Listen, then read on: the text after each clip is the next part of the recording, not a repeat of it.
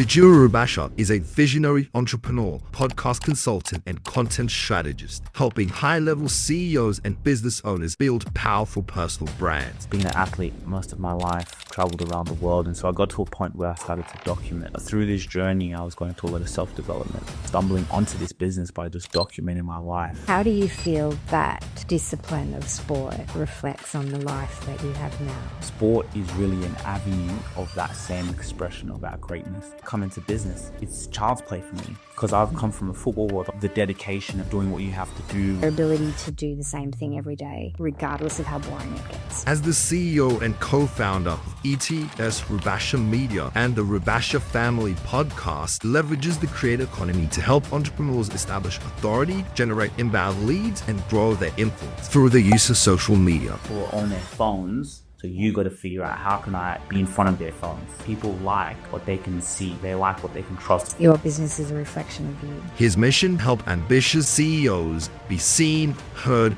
and known as industry leaders. This is about legacy.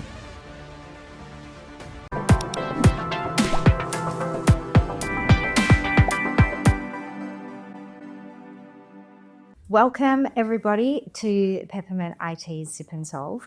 We are here this morning with the amazing Sugira Rubasha from ETS Media.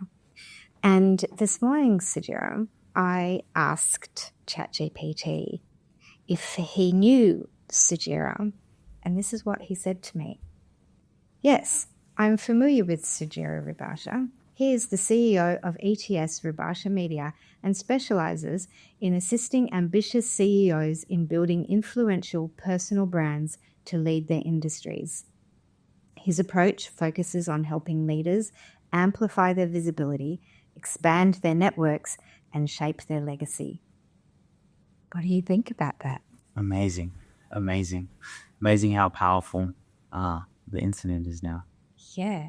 So my thoughts on that were, I didn't give ChatGPT a LinkedIn profile URL. I didn't say, here's his website. I just said, do you know Sugira Rubasha? And that's what it came up with. So my perspective is that your personal branding is so good that ChatGPT was very accurate in exactly what you do. So what I would like to know is, why do you think it did such a good job? Because we've been intentional about it. So that came with intention. That started even when I had Googled my name. So I said, if Google's coming up with this, AI and OpenAI, the updates on what they're doing is improving. They want to be the search engine, right? ChatGPT is a search engine and it's going to dominate in the future. So it was really intentional on how we not only put out content, but also on the SEO side. How we owning the words in what we do. And that's what really personal branding is about. How can you own your industry? When people think of this, ChatGPT knows exactly who you are. It knows this is what you do and this is how you serve. Yeah. And so that comes with strategy and intention of putting content out in the marketplace. Yeah, amazing. Well, I'm impressed. And I think that that's a fairly good introduction to our Sip and Solve first episode on Sip and Solve. So now I would like to know a little bit more about you and your history and what led you to be the CEO of this business, because if I think about what I know about you and the way that you work and the way that you show up every day, I would think that you were a good 10 or 15 years older than you are. So I'm very interested to know what has brought you to this point in your life. Thank you for that. Well, I'll give you guys a bit of a backstory. So mum and dad, we're originally from Africa. Mum's from Kenya, dad's from Rwanda. Came to Australia when I was about 3 years old, so about 25 years ago. And I've always just wanted to express myself in the highest way possible. When I was younger, I used to really watch movies, but when I think about it, I was really obsessed with the acting. Leonardo DiCaprio, The Godfather, these type of movies, Robert De Niro. So I was really obsessed with the details, right? So I've always had that attention to detail, creativity. being an athlete most of my life, traveled around the world. And so I got to a point where I started to document. But through this journey, I was going through a lot of self-development, a lot of reading. And so stumbling onto this business by just documenting my life and, learning to run a business, learning to take care of people. Even like you talk about the word CEO, if you were to technically use, I'm not a CEO. But when I started to look at the habits and things that I was doing in the company that we're creating, it was like, whoa, I'm manifesting exactly who I am, because that's what I am, right? Before the external world tells you, you have to see it within yourself. So just that vision and idea to express and serve people has really led me on this path. So I would say it'd be the self-development and the reading and learning to know who I am. Once you know who you are, which comes back to personal branding. Personal branding starts from you knowing who you are, so you show up authentically. And so that authenticity has led me to be here. Yeah, amazing. And tell me a bit about, you mentioned that you were an athlete. Tell me a bit about your sporting life and what sport did you play? Yeah, so I played, I call it football. Australians call it soccer, even though I don't like that word. But I prefer football. So yeah, I've played football my whole life. My grandfather was a professional footballer in Kenya. I've played ever since a child, and I was quite good. Then I went to America when I was about 17, and played for a professional team out there, Portland Timbers, and that was amazing, right? Just doing what you love, waking up. Like football was just everything. Wake up, football. So yeah, like football's been a huge part of my life. The training and all that sort of stuff. Yeah, amazing. And how do you feel that discipline of sport reflects on the life that you have now? Like, how does that reflect on you being the CEO of a business and building a business and learning about business? What do you feel like the correlation between those things is? I think it's so powerful when you think about it, because sport is really an avenue of that same expression of our greatness. And the good thing is it teaches you those lessons, right? So what do I mean? On the football field, you got to be present. You got to be in the moment. Because if you're not in the moment, that's where the mistakes happen. You're thinking about the past, So those same lessons that you learn on the football field, the same as in business. When I make a mistake in my business, maybe I didn't serve a client or something happened that wasn't the best. That's okay. Next play, I can move on. I can go on. And so I think the correlation is it's all the same, business, football, but having that practice of being that physicality and the mindset, it carries on through the business. So that's why, like, when I come into business, it's child's play for me, because I've come from the football world. I've come from that world of, the dedication and doing what you have to do and the mindset. So coming into business, the difference between business as well is it's like you're in control. I'm in control of exactly what I do. So if I can carry those ethos of, playing a sport and bring that same expression and discipline in the business, I think it's easier, to be honest. Yeah, amazing. And just when you're talking about the discipline and the habits and things that you have as a sportsman, I was reading a book over Christmas called Atomic Habits, and one of the points that really resonated with me was that he said the difference between high performing athletes and general athletes is their ability to do the same thing every day, regardless of how boring it gets. Because a lot of people are like, oh, I've done this every day and now I'm bored, I'm going to try doing something else. But doing the same thing over and over and over and over again to get those habits and to get better results every time you do it, regardless of how boring it is. And I think I quite liked that, and how that relates to business, because you are doing the same thing every day, but you're just getting better every time, and, just really focusing on what the goal is and what the end goal is.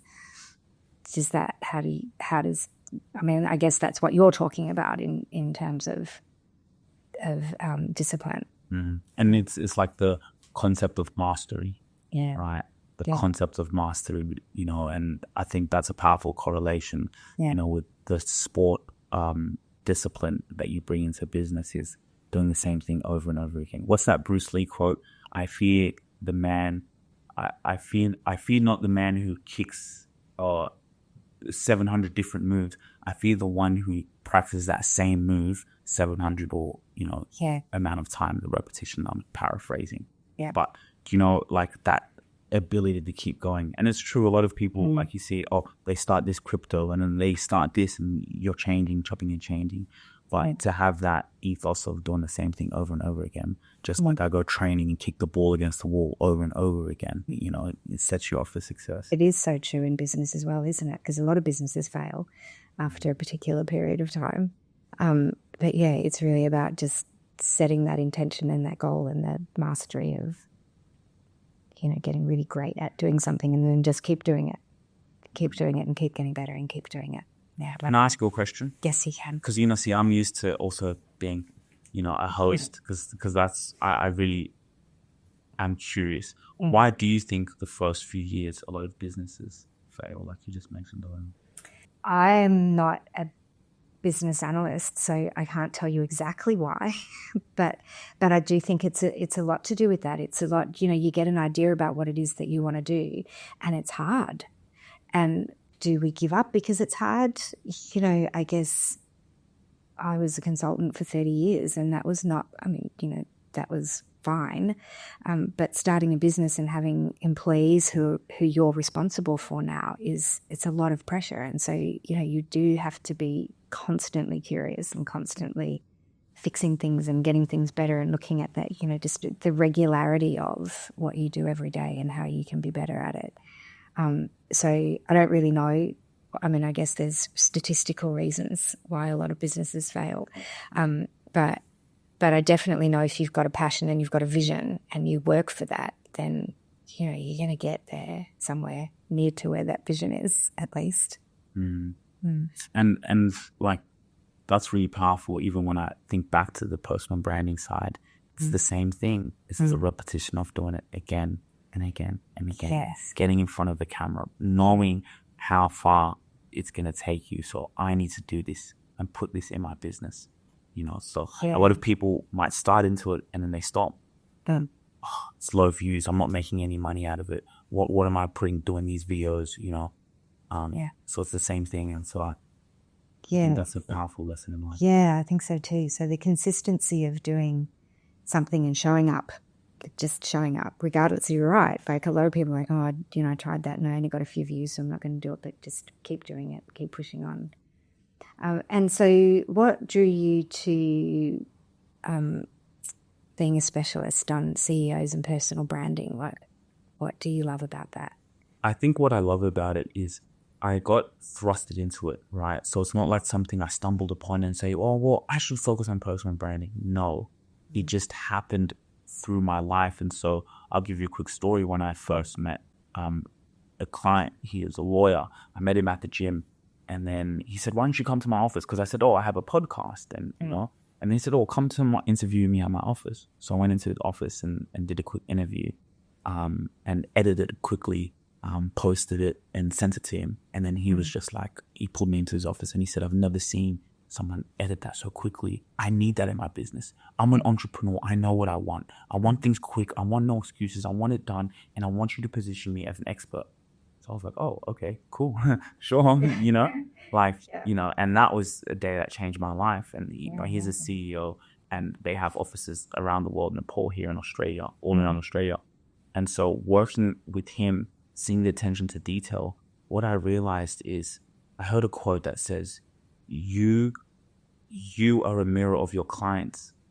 And so what that means is a lot of the clients and the people you serve, they're like you.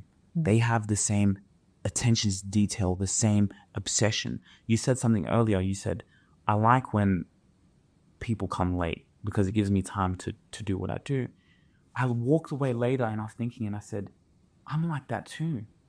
Like I literally, like when I'll be on my computer and someone's like, hey, I'm going to be late. I'm like, okay, cool. And then I can just go back and I'm actually happy when they're late because I wasn't done because there's so much that I'm doing. So when you're a mirror of all the people you serve. So when I learned that, it was like, wow, the people that we're helping get their personal brand out there, they're struggling with this. They have a pain that they don't know how to do this. Well, I'm good at that, but I'm just like them. I have that vision for creating a legacy for my grandchildren. I have a vision to scale and build my business. I'm the same. I don't like no excuses. I like things quick. I like things done. So that's where I just believe is really powerful about this business, and what led me into doing this more. And after him, we got more clients, because they're just all the same as me.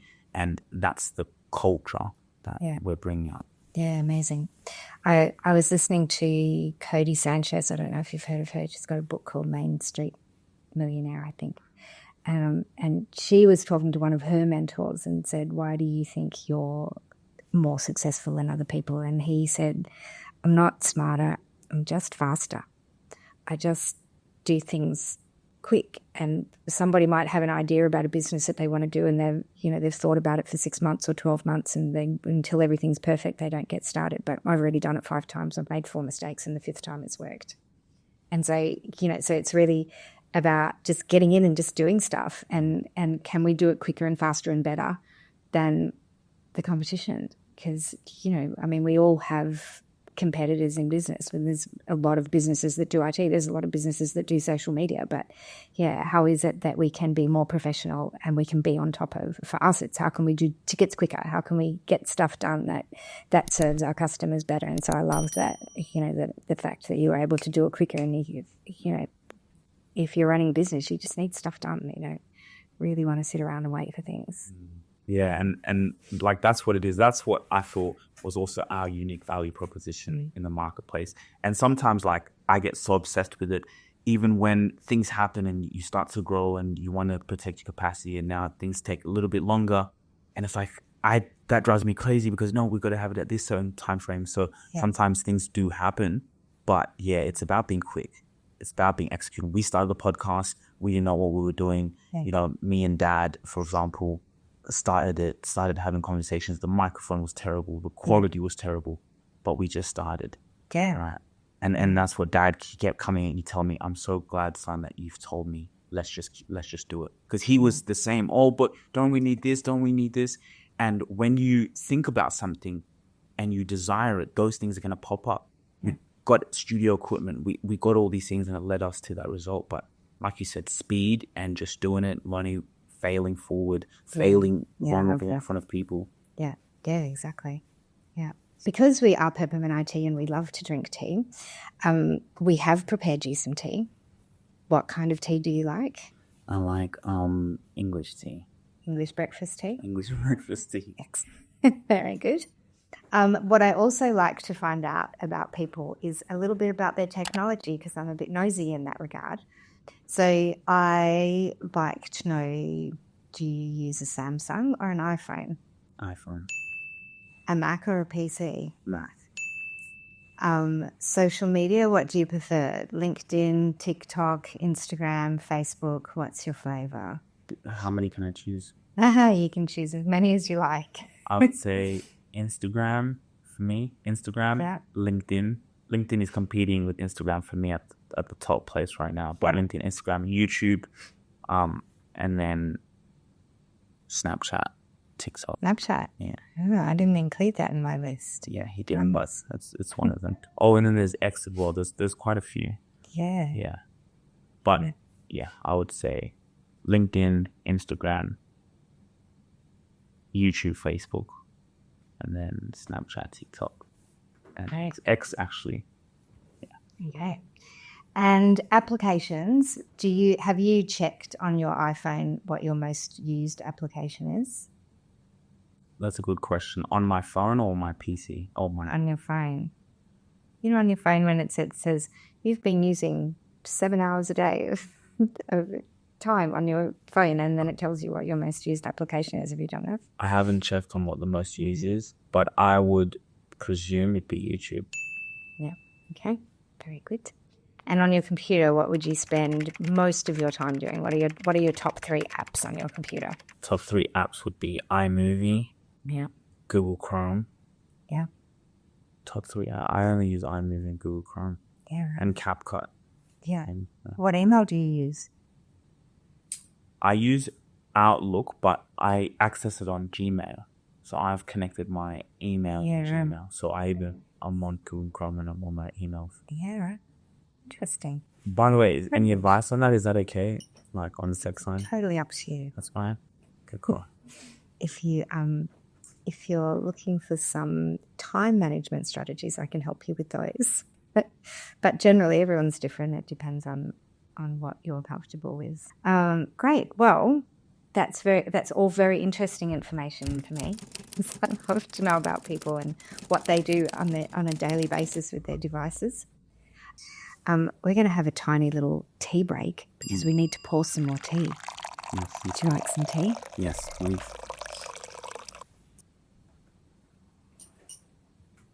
So, like, do you ever have like face-to-face meetings with your clients? Yeah, a lot. A lot. Yeah. How often do you do that? I did it twice yesterday. Probably done it 4 times this week. Like, Right. what do you do in that? We talk about strategy. We talk about what they need for their IT needs. Yesterday was amazing business, a family of brothers with lots of restaurants. Yeah. So looking at their systems and their websites and their email and talking about what they needed in their plans. Yep. So lots of different things. Yep. Sometimes I'm on site doing, on Monday I have to go do a SharePoint training class with some new clients that we're onboarding. So it's very lot of different things that I do. Yeah. What about you? Well, you do lots of face-to-face. Yeah. I'm here to learn, so let's see. Because even like, and I can hear, like I said, you are a mirror of the people you serve. So what can I copy from you that you do really well? It's seeing how you meet your clients and the care and the attention to detail you have to go in. So it's okay, happen. Yeah, just came to my mind. Yeah, and I guess the growth thing is the tricky part because one of my favorite sayings from my mentor Rill is your business is a reflection of you. And I really like that in that I've always thought when you go to like an Officeworks store, and I love going to Officeworks stores, you go into the store and you can kind of tell what the manager or the owner of the business is like because there's one particular store that I go to fairly regularly and every single person you come across is bright and bubbly and happy. What can I help you with? If they see you standing around, somebody's there in a second. Where do you need to go? What do you need? They have the amazing people at the front door who are just handing you baskets. It's just their job. They're, often disabled people who've been given a job that they love and they've got these beautiful smiles on their faces and it's such joy to go there and you can just get in and you can get your stuff and you can get out. And then there's this other Officeworks store that I have to go to sometimes. You can never find anybody to help you. Everybody seems a little bit grumpy. And to me, it always feels like that's coming from the top down, right? They're, maybe they don't feel like they're appreciated. Maybe the boss is struggling with finances or whatever, but, you just... And I just kind of think, how can I, as I build the business, have that same kind of, top-down guidance, I guess, so that the people who you employ are, because your business is a reflection of you, which means that the people that you employ need to also be what you're saying is like a mirror of you. Who are those people who are just happy to solve problems every day? And it's not a lot of people who are happy to take on other people's problems because mostly when people call us, they're in a bit of a state of distress. Something's broken, something's not working, something's really frustrating them and they've got to get something out and it's urgent and the internet's gone down or something's happened. So, it's hard finding the right people in your business to continue doing the work the way that you want it to do. And so I think, I heard a company is actually a company of the literal meaning of a company is a group of people. And so really building that group of people to be a reflection of the business that you want. So I like that. So when you say that the business is a reflection of you, that's like the business reflecting who I am. And can I incorporate that so well that when I'm no longer here, or if maybe we sell it or it gets inherited, that same, me that's there, the customer service. So we see, like you said, why did all these other places have it where that the customer service is great and that all starts from the top? So is that also what you're talking about? that from the founder, from the CEO. Now, when you go on and you're not even in the day-to-day, you left this. Yep. I've gone on holiday for a week. Yeah. Or a month. That saying you being reflected with. Yes. Yeah, exactly that. Yeah. Yeah. So talking a little bit more about what you do on a daily basis and your, so as a Lizzie CEO building your personal brand, what is your advice? What's the first thing that somebody needs to do? Well, I like to break it down in 3 pillars. So the first pillar is you need to document. You need to get the content, right? So that's the camera that's having the podcast. You need to find a way to show what you're doing in behind the scenes, all right? So how can you show what you're doing in the private? You know, I think that's one of the most powerful things that people can learn how to do. I read a book called Contagion or Contagious. It's a marketing book. And so he was saying, how can we show our customers and people that we serve, how can we make a private pocket? So that's what it is. How can we document it? Because what that does is that allows to show in behind the scenes into you and how you solve problems. So that's the first part. The pillar is the documentation. And the next pillar is now you need to distribute that documentation. So the way we distribute that is we get that off the documentation, the long form content. And that's getting information about you and what you do and who you serve and who you are as a human being and how you're serving your audience, how you're serving your customers. Now we need to distribute that on where your audience is. So the first question I like to ask people is, you know, what's your mission? What's your vision? Where are you trying to go? How can we document that? Once we've documented that, how can we put that in front of, you know, your audience? So just like you see channel 10, channel 7, you know, that's social media right now.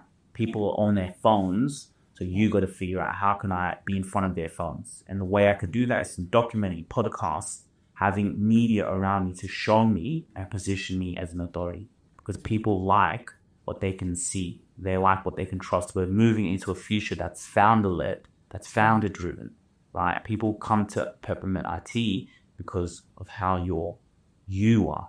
So again, it's a reflection of you. So how can we get you in front of people at scale?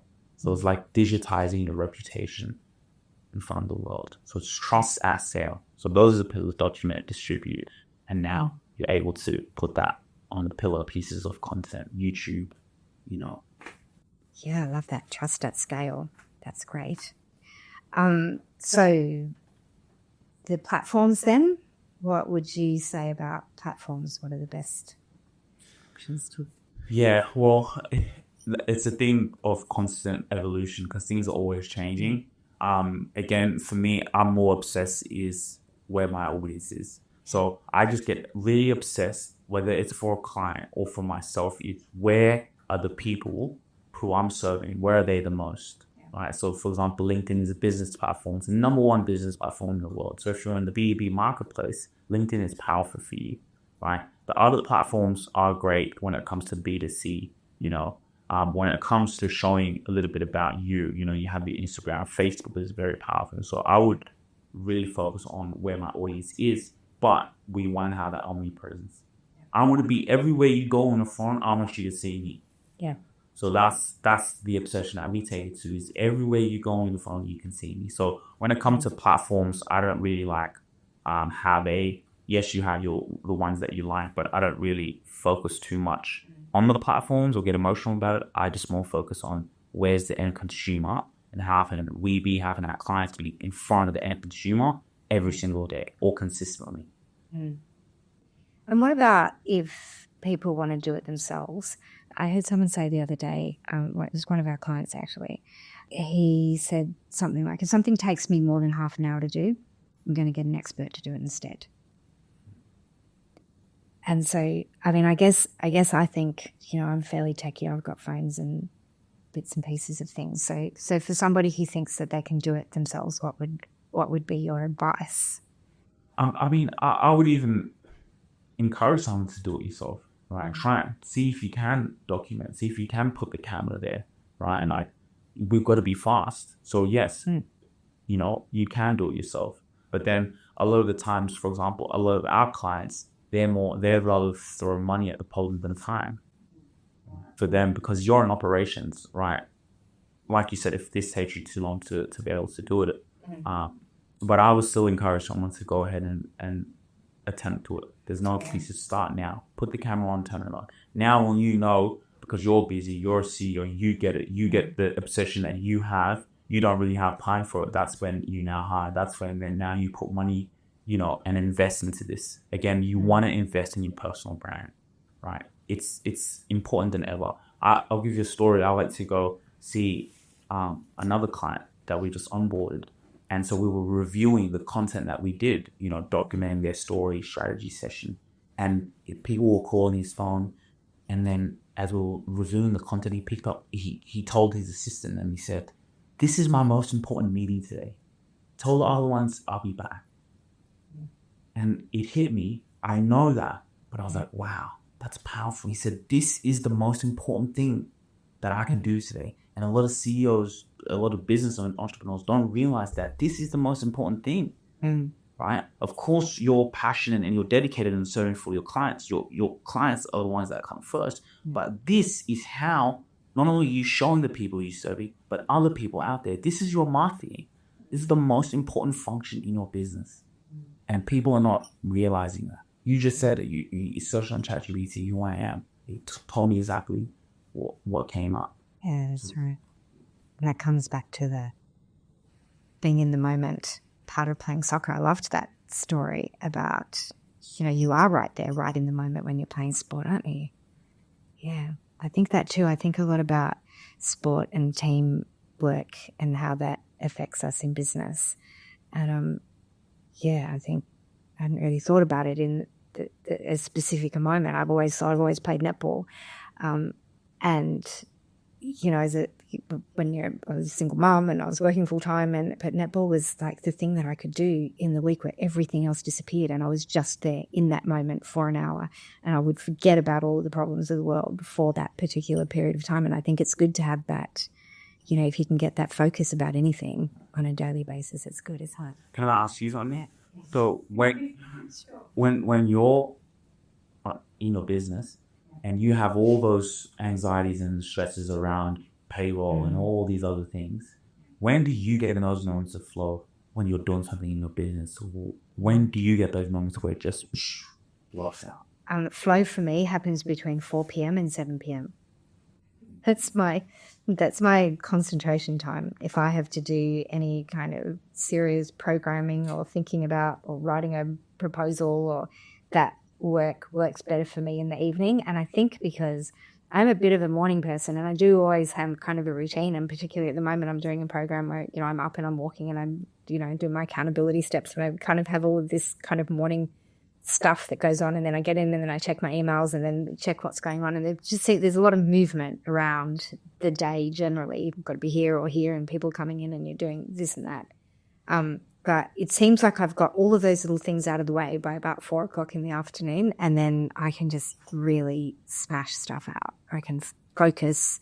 I can do a good 3 or 4 hour solid, write a proposal, write a grant, think about something, or like actually start working on something. But my question is, what is it that what's that thing that you love doing in your business that just, for example, when I'm editing, it's like I'll be sitting on the chair and I'm editing something and I'm so in that period. If someone comes and talks to me, it's like, or if my phone things, like the same as when you're a netball and the same. So what part of the actual task? So the actual task would be if I am finding a solution to a problem. So, and that might be a systems problem. So it might be writing a workflow to make something connect to something else, and really looking at, the APIs and the structure of how that works.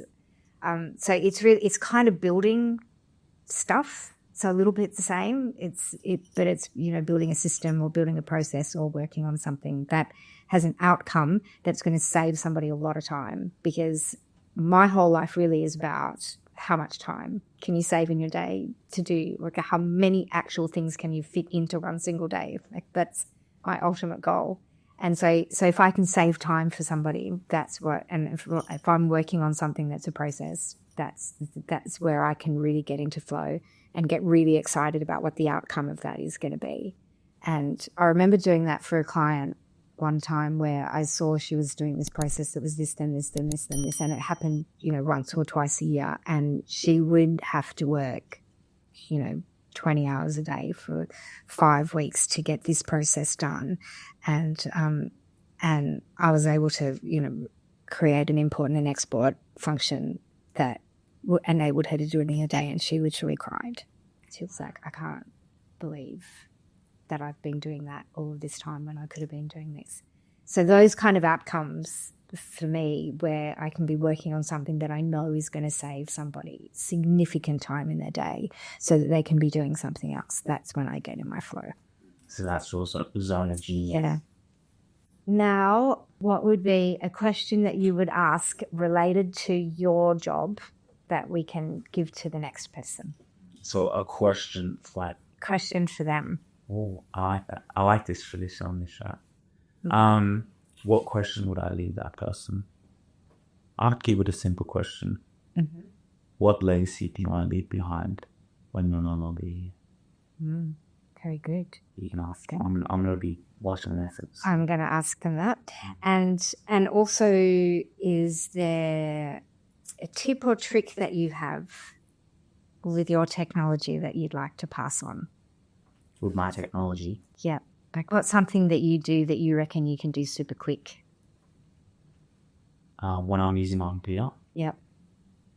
What I can do super quick? Prompt ChatGPT. Yeah. Okay. Yeah. Right. Yeah, prompting ChatGPT that's so powerful. Yeah. When you can make human intelligence with the AI and then you just quick at, so if I'm creating SOPs or sending in emails to Louise or doing something that is very powerful for the business, how quickly can I just verify and then prompt ChatGPT to give you the best solution possible? That's something that's got to be quick. Amazing. Well done. Well, I would like to thank you very much for being on our podcast today and for sharing your wisdom. Thank you so much. I'm so glad to be here. Thank you.